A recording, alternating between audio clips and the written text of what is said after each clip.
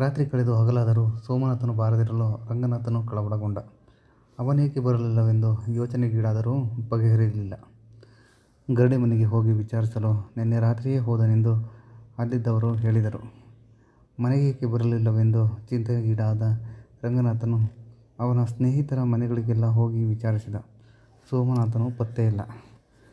ಚಿಂತೆಯಿಂದಲೇ ಮನೆಗೆ ಬಂದ ರಂಗನಾಥನಿಗೆ ದಿಕ್ಕು ತೋಚದಂತಾಯಿತು. ಮಾರನೇ ದಿನ ತಂದೆ ತಾಯಿಯ ತಿಥಿ ಇರುವುದರಿಂದ ತಮ್ಮನಿಗಾಗಿ ಹುಡುಕುತ್ತಾ ತಿರುಗಾಡಲು ವೇಳೆಯಿಲ್ಲ. ತಮ್ಮನ ಹುಡುಕಾಟದಲ್ಲಿ ತಿಥಿ ಕಾರ್ಯವನ್ನು ನಿಲ್ಲಿಸಲೂ ಸಾಧ್ಯವಿಲ್ಲ. ಅವನು ಎಲ್ಲಿಗೂ ಓಡಿ ಹೋಗಿಲ್ಲ. ಅವನೇಕೆ ಗಾಬರಿಯಾಗ್ತೀರಾ? ನೀವೇಕೆ ಗಾಬರಿಯಾಗ್ತೀರಾ? ತಪ್ಪಿಸಿಕೊಂಡು ಹೋಗಲು ಅವನೇನು ಎಳೆ ಮಗುವೇ? ಗಂಡನು ತಮ್ಮನ ಚಿಂತೆಯಲ್ಲಿ ಮುಳುಗಿರುವುದನ್ನು ನೋಡಿ ಉಮಾದೇವಿಯು ತನ್ನ ಬುದ್ಧಿವಂತಿಕೆ ತೋರಿಸಿಕೊಂಡಳು. ಈ ವೇಳೆಯಲ್ಲಿ ಸಿಟ್ಟಾಗುವುದು ಉಚಿತವಿಲ್ಲ ಅಂದುಕೊಂಡ ರಂಗನಾಥನು ಮುಂದಿನ ಕಾರ್ಯಕ್ಕೆ ಅಣಿಯಾದ.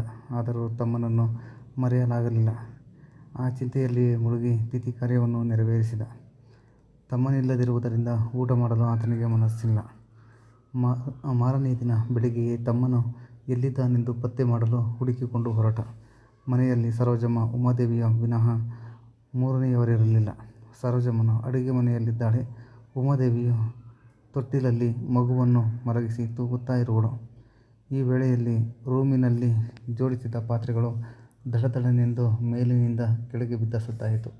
ಇಲಿಗಳನ್ನು ಹಿಡಿಯಲು ಬೆಕ್ಕು ಪಾತ್ರೆಗಳ ಮೇಲೆ ಹಾರಿರುವುದರಿಂದ ಪಾತ್ರೆಗಳು ಬಿದ್ದವೆಂದು ತಿಳಿದ ಉಮಾದೇವಿಯು ತೊಟ್ಟಿಲು ತೂಗುವುದನ್ನು ಬಿಟ್ಟು ರೂಮಿನ ಬಳಿಗೆ ಬಂದಳು. ಬಾಗಿಲು ತಳ್ಳಿ ಒಳಗೆ ನೋಡಲು ರಂಗನಾಥನ ತಂದೆ ವಿಶ್ವನಾಥನು ಮೇಲೆ ಕುಳಿತಿದ್ದಾನೆ. ಸೀತಮ್ಮನು ಕೆಳಗಡೆಯಿಂದ ಒಂದೊಂದಾಗಿ ಪಾತ್ರೆಗಳನ್ನು ಎತ್ತಿ ಕೊಡುತ್ತಿದ್ದಾಳೆ. ಮೇಲಿರುವವನು ಪಾತ್ರೆಗಳನ್ನು ಜೋಡಿಸುತ್ತಿದ್ದಾನೆ.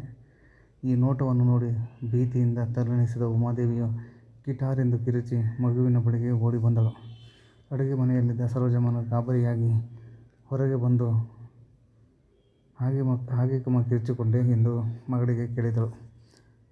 ಕಳ್ಳರು ಪಾತ್ರೆ ಕದೀತಾ ಇದ್ದಾರೆ ಕಣಮ್ಮ ಎಂದು ನಡುಗುವ ಧ್ವನಿಯಲ್ಲಿ ಹೇಳಿದಳು ಉಮಾದೇವಿ. ಎಲ್ಲಿದ್ದಾರೆ? ಆಶ್ಚರ್ಯದಿಂದ ಕೇಳಿದಳು ಸರೋಜಮ್ಮ. ರೂಮಲ್ಲಿದ್ದಾರಮ್ಮ. ಉಮಾದೇವಿಯು ಅತ್ತೆ ಮಾವನು ಸೊಸೆಗೆ ನಿಜರೂಪ ತೋರಿದುದರಿಂದ ಆಕೆಯು ಅವರನ್ನು ಕಳ್ಳರೆಂದು ಭಾವಿಸಿದ್ದಾಳೆ. ಅವಳು ಮಾವನ ಮುಖ ನೋಡಿಲ್ಲ. ಸೀತಮ್ಮನು ಬೆನ್ನು ಮುಖಳಾಗಿ ನಿಂತಿದ್ದುದರಿಂದ ಆಕೆಯ ಮುಖ ಕಾಣದಿರಲು ಉಮಾದೇವಿಯು ಅವರನ್ನು ಕಳ್ಳರೆಂದೇ ತಿಳಿದಿದ್ದಾಳೆ. ಕಳ್ಳರು ಓಡೋದರೋ ಇದಾರೋ? ರೂಮ್ನಲ್ಲೇ ಇದ್ದಾರೆ ಕಣಮ್ಮ.